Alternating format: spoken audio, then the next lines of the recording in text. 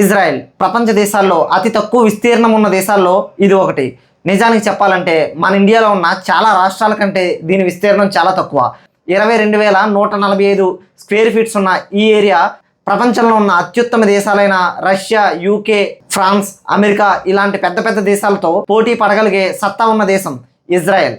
ఎడ్యుకేషన్లో, డిఫెన్స్ సిస్టంలో, ఆర్మీలో, టెక్నాలజీలో ప్రతి దాంట్లోనూ కూడా ఒక అత్యుత్తమ దేశానికి తీసిపోని దేశం ఏదైనా ఉందంటే అది ఇజ్రాయెల్ మాత్రమే. ఒకవైపు దేశంలో చాలా భాగం ఎడారి, మరోవైపు చుట్టుపక్కల అన్ని దేశాలు కూడా ఎప్పుడెప్పుడు ఇజ్రాయెల్ని తొక్కేద్దామా అని చెప్పి ప్రతిసారి కూడా యుద్ధానికి దిగని దేశం అంటూ లేదు. 1956లో సేనాయ్ వార్, 1967లో 6 డే వార్, 1967 నుంచి 1970 వరకు వార్ ఆఫ్ అట్రిడేషన్, 1973లో యామ్ కిపూర్ వార్, 1982 నుంచి 85 వరకు ఫస్ట్ లెబనాన్ వార్, 2006లో సెకండ్ లెబనాన్ వార్, 2014లో గాజా వార్. వీటన్నింటిలోనూ కూడా ఇజ్రాయెల్ పాల్గొంటూనే ఉంది, గెలుస్తూనే వచ్చింది. ఇలా ప్రతిసారి కూడా ఇజ్రాయెల్ మీద ప్రతి ఒక్కరూ పడుతూనే ఉన్నారు ఈ చుట్టుపక్కల దేశాలన్నీ. మనందరికీ తెలుసు, ఒకసారి ఏదైనా దేశం యుద్ధానికి దిగితే ఆ యుద్ధంలో గెలవడానికి బిలియన్స్ ఆఫ్ డాలర్స్లో ఖర్చు అవుతుందని.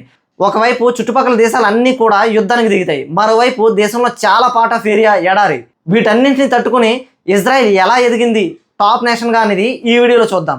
ప్రపంచ దేశాల్లో ఒక టాప్ నేషన్గా ఇజ్రాయెల్ ఎదగడానికి కారణాలు ఏంటనేది ఈ వీడియోలో క్లియర్గా మాట్లాడదాం. ఇక లేట్ చేయకుండా వీడియోలోకి వెళ్ళిపోదాం. వీడియోలోకి వెళ్ళే ముందు కొత్త వాళ్ళు ఎవరైనా మన ఛానల్ ఇప్పుడే విజిట్ చేస్తే సబ్స్క్రైబ్ చేసుకుని పెట్టుకోండి. వీడియోలో information A point of time ఉన్నా సరే మీకు వర్తి అనిపిస్తే ఒక్క లైక్ చేయండి చాలు. ఇక లేట్ చేయకుండా let's get into the video.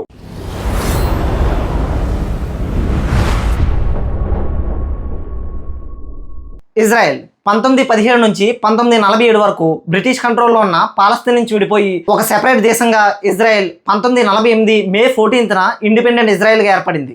ఇండిపెండెంట్గా ఇజ్రాయెల్ ఏర్పడిందనే కానీ ఇజ్రాయెల్ ఏర్పడిన 24 గంటలు కూడా తిరగకుండానే చుట్టుపక్కల దేశాలైన అరబ్ కంట్రీస్ మొత్తం అన్నీ కలిసి ఇజ్రాయెల్పై యుద్ధానికి దిగాయి. ఎగ్జాక్ట్గా ఆ టైంకి ఇజ్రాయెల్ జనాభా వచ్చి 8 లక్షలు మాత్రమే. కానీ చుట్టుపక్కల ఉన్న ముస్లిం దేశాల అన్ని దేశాల యొక్క జనాభా వచ్చి 3.8 crores. ఇంతమంది ఒక చిన్న దేశంపై యుద్ధానికి వస్తే ఏ విధంగా ఉంటుందో మీ ఓకే వదిలేస్తున్నాను. కానీ అలాంటి యుద్ధాలు ఎన్ని వచ్చినా సరే ఇజ్రాయెల్ ఎదుర్కొంటూనే వచ్చింది. ఇన్ని యుద్ధాలు జరిగినప్పుడు ఇన్ జనరల్గా చాలామంది ఏమనుకుంటారు, యుద్ధాలు జరుగుతున్నప్పుడు వాళ్ళ ఎకనామీ పడిపోతుంది కాబట్టి ఏ దేశమైనా సరే యుద్ధం జరిగితే ఫైనాన్షియల్గా ఎదగడం చాలా కష్టం అని అనుకుంటారు.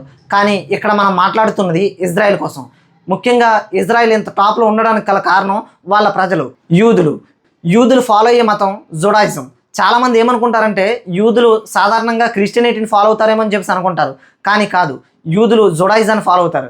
ఇన్ఫ్యాక్ట్ చెప్పాలంటే ఒకప్పుడు యూదులను ఊచకోత కోసిన అడాల్ఫ్ హిట్లర్ ఒక క్రిస్టియన్. ఒకనొక టైంలో అయితే హిట్లర్ చాలామంది యూదులను తీసుకెళ్ళి గ్యాస్ ఛాంబర్స్లో పెట్టి వేల మందిని ఒకేసారి చంపేసేవాడు. అంత దారుణంగా చంపేవాడు యూదుల్ని. దీంతో చాలామంది యూదులు వేరే దేశాలకు పారిపోయేవాళ్ళు.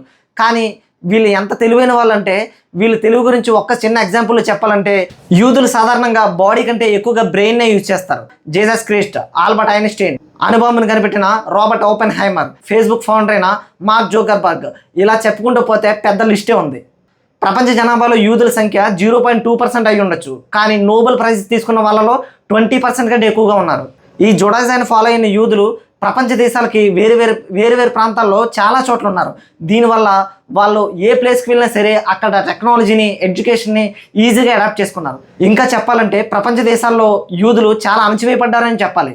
ముఖ్యంగా చెప్పాలంటే అడాల్ఫ్ హిట్లర్ చేసిన దారుణాలకి ప్రపంచ దేశాల నలుమూలల్లో కూడా యూదులు పారిపోయారు. ఇన్ని దెబ్బలు తిన్న యూదులు వాళ్ళ సొంత నిర్ణయాలు తీసుకోవడానికి చాలా టైం పట్టిందని చెప్పాలి. దీంతో నాయకత్వ లక్షణాలు, క్రిటికల్ థింకింగ్, ఏదైనా విషయాన్ని ఈజీగా అడాప్ట్ చేసుకోవడం, వీటన్నింటినీ కూడా నేర్చుకుని వాళ్ళ దేశంలో ఉండే ప్రతి చిన్న వస్తువుని కూడా ఉపయోగించుకోవడం నేర్చుకున్నారు. యూదులు ముఖ్యంగా ఎడ్యుకేషన్కి మోర్ ఇంపార్టెన్స్ ఇస్తారు. అండ్ అలాగే they are very hard working persons కూడా. అందుకనే చరిత్రలో గొప్పలు కూడా ఈ యూదుల నుంచే, ఇజ్రాయెల్ నుంచే వచ్చారు. ఇక ఇజ్రాయెల్ ఇంత టాప్లో ఉండడానికి గల కారణం రెండోది టెక్నాలజీ వీళ్ళు ఉపయోగించినంతగా మరి ఏ దేశం కూడా ఉపయోగించలేదని చెప్పాలి. నిజానికి చెప్పాలంటే దేశం మొత్తం ఎడారిగా ఉన్నప్పుడు ఆయిల్ రిసోర్సెస్ ఎక్కువగా ఉన్నాయి, అందుకనే వీళ్ళు ఇంత టాప్లో ఉన్నారని చెప్పి చాలామంది అనుకుంటారు. కానీ మిగతా అరబ్ దేశాలతో పోలిస్తే ఇక్కడ ఆయిల్ రిసోర్సెస్ చాలా తక్కువనే చెప్పాలి. ఇన్ఫ్యాక్ట్ చెప్పాలంటే వాళ్ళు ఉపయోగించుకోవడానికి మాత్రమే సరిపోతాయి. ఇంకా దాని నుంచి డబ్బును సంపాదించడం అంటే చాలా కష్టం. ఇజ్రాయెల్ దేశం ఎక్కువగా డబ్బు సంపాదించేది టెక్నాలజీ నుంచి. ఇజ్రాయెల్ని స్టార్టప్ నేషన్స్గా అంటారు. ఎందుకంటే జనాభాతో పోలిస్తే ప్రపంచ దేశాల్లో ఎక్కువ స్టార్టప్స్ ఉన్నది ఇజ్రాయెల్లోనే. వీళ్ళు కనిపెట్టిన కొన్ని టెక్నాలజీస్ గురించి ఇప్పుడు మాట్లాడదాం. ఫిల్కామ్ కెమెరా క్యాప్సిల్. ఈ క్యాప్సిల్ దేనికి ఉపయోగిస్తారంటే బాడీలో ఉండే పేగుల్లో ఎటువంటి ప్రాబ్లం అయినా ఉందా లేదా అనేది ఈ కెమెరా క్యాప్సిల్ ద్వారా కనుక్కుంటారు. అండ్ అలాగే జీపీఎస్ నావిగేషన్, ఇది రీసెంట్గా గూగుల్ కనుక్కుంది. అండ్ అలాగే మొబైల్ ఐ అనే టెక్నాలజీని ఇంటెల్ కొనుక్కుంది. ఇలా చాలా టెక్నాలజీస్ని ఉపయోగించి ఇజ్రాయెల్ డబ్బు సంపాదిస్తుంది. దీంతోపాటు మనం ముఖ్యంగా వాటర్ టెక్నాలజీ గురించి మాట్లాడుకోవాలి. ఈ వాటర్ టెక్నాలజీ ఎందుకంటే ఇజ్రాయెల్లో ఎక్కువగా ఎడారి ఉంటుంది, వీళ్ళకి వాటర్ దొరకడం చాలా కష్టం. కానీ వీళ్ళు ఉప్పు నీటి నుంచి మంచినీటిని తయారు చేసే టెక్నాలజీని కనుక్కొని ఆ మంచినీటిని కూడా యూజ్ చేసిన తర్వాత 97.5% మళ్ళీ రీసైక్లింగ్ చేసి మళ్ళీ యూజ్ చేస్తారు. అంత టెక్నాలజీ ఇజ్రాయెల్లో ఉంది. దీంతోపాటు ప్రపంచంలో ఉన్న టాప్ 100 యూనివర్సిటీలో 3 యూనివర్సిటీలు ఇజ్రాయెల్లోనే ఉన్నాయి. అండ్ అలాగే సొంతంగా రాకెట్స్ తయారు చేసి లాంచ్ చేయగలిగే సత్తా 195 దేశాల్లో కేవలం 10 దేశాలకు మాత్రమే ఉన్నాయి. దీంట్లో ఇజ్రాయెల్ కూడా ఒకటి. ఇక్కడ సైన్స్ అండ్ టెక్నాలజీ కూడా చాలా ఫాస్ట్గా గ్రో అవుతుంది. అమెరికాలో ప్రతి 10,000 మందికి 140 మంది సైంటిస్టులు ఉంటే ఇజ్రాయెల్లో ప్రతి 10,000 మందికి 135 మంది ఉన్నారు. ఇలా టెక్నాలజీలో టాప్ నేషన్స్తో ఇజ్రాయెల్ పోటీ పడుతుంది. అండ్ దీంతోపాటు తక్కువ వాటర్తో వ్యవసాయాన్ని ఎలా చేయాలి అనే డ్రిప్ ఇరిగేషన్ అనే టెక్నాలజీని కూడా ఈ ప్రపంచానికి పరిచయం చేసింది ఇజ్రాయెల్. ఇలా ఎన్నో మరెన్నో ఆకాశంలో ఉండే శాటిలైట్స్ దగ్గర నుంచి ఎడారిలో మొక్కను ఏ విధంగా పండించాలి, ఇలా ప్రతి విషయంలోనూ కూడా ప్రపంచానికి అందించిన టెక్నాలజీస్లో ఇజ్రాయెల్ పాత్ర చెరిగిపోనిదనే చెప్పాలి. నార్మల్గా చెప్పాలంటే ఇజ్రాయెల్ ఒక పేద దేశంగా మిగిలిపోవాలి. ఎందుకంటే ఎటువంటి వాటర్ రిసోర్సెస్ లేవు. అండ్ అలాగే ఆయిల్ రిసోర్సెస్ కూడా పెద్దగా ఉండవు, చుట్టూతా ఎడార్లు. పైగా చుట్టుపక్కల ఉన్న ప్రతి దేశం కూడా ఇజ్రాయెల్ మీద యుద్ధం చేయడానికి సిద్ధంగా ఉంటాయి. కానీ వాళ్ళకు వచ్చిన ప్రతి ప్రాబ్లంకి కూడా వాళ్ళే సొల్యూషన్ని కనుక్కునేవారు. అండ్ అలాగే ఆ సొల్యూషన్ని ప్రపంచ దేశాలకి అందించేవారు.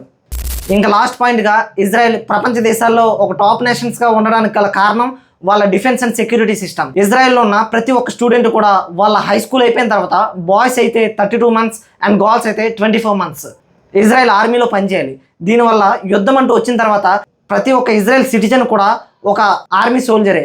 అందువల్ల యుద్ధం అంటూ వచ్చినప్పుడు వాళ్ళే డిఫెన్స్ చేసుకోగలరు. ఇక ఇజ్రాయెల్ చూడడానికి చిన్న దేశమైనా సరే ప్రపంచ దేశాల్లో ఎయిర్ ఫోర్స్ ర్యాంక్లో 9th ప్లేస్లో ఉంది. ఏదైనా శత్రు దేశం గాల్లో ఏదైనా మిసైల్ పంపించినప్పుడు దాన్ని ఇజ్రాయెల్ నేల కూడా తాకకుండా గాల్లోనే డిఫెండ్ చేయగలిగే ఎయిర్ ఫోర్స్ ఇజ్రాయెల్ సొంతం. శత్రు దేశాల మిసైల్స్ని గాల్లోనే పేల్చేయగలిగే యాంటీ బ్యాలిస్టిక్ మిసైల్స్ ఇజ్రాయెలే కనిపెట్టింది.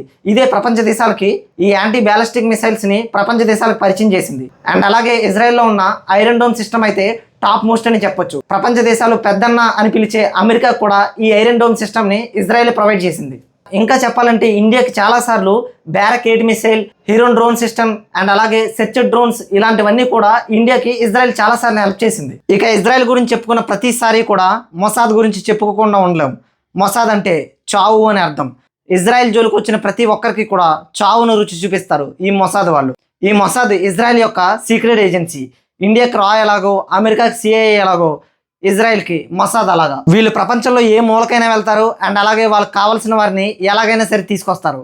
ఇన్ఫ్యాక్ట్ చెప్పాలంటే ఏ దేశంలో ఉన్నా సరే వాళ్ళ దేశానికి తెలియకుండా వాళ్ళకి కావాల్సిన వ్యక్తిని ఇజ్రాయెల్ తీసుకొచ్చి మరీ చంపేస్తారు. ఈ మొసాద్ని కిల్లింగ్ ఏజెన్సీ అని కూడా పిలుస్తారు. అమెరికాకి చెందిన సిఐఏ, ఇంగ్లాండ్కి చెందిన MI6 ఈ 2 సీక్రెట్ ఆపరేషన్స్ కూడా చేయలేని పనిని మొసాద్ ఈజీగా చేసి చూపించింది.